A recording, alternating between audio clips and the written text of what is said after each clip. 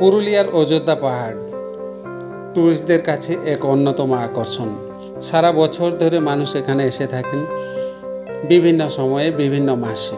কিন্তু বর্ষাকালে যদি না এসেছেন তাহলে তো অনেক কিছু মিস করেছেন।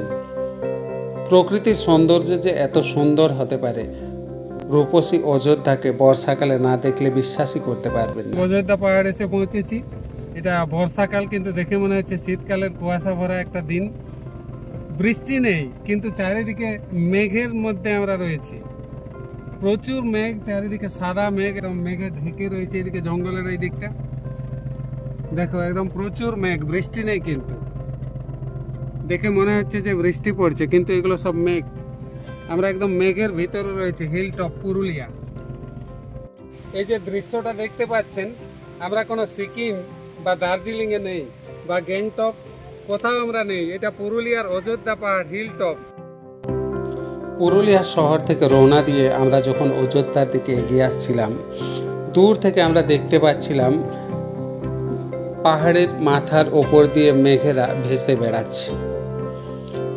নিচে বৃষ্টি ছিল না, তবে আমরা ভাবছিলাম যে ওই মেঘেদের সাথে আমরাও হয়তো ভেসে বেড়াবো যখন আমরা পাহাড়ের ওপরে যে এই পাহাড়ের সৌন্দর্যকে উপভোগ করব। এখানে রাস্তার ধারে নেমে সত্যি এই মেঘগুলোকে দেখে মেঘের হাতছানিকে আর আমরা এড়িয়ে যেতে পারলাম না। রাস্তার এক পাশে গাড়ি থামিয়ে আমরা নিচে নেমে আসলাম। যতই তাকাচ্ছি মন ভরে যাচ্ছে।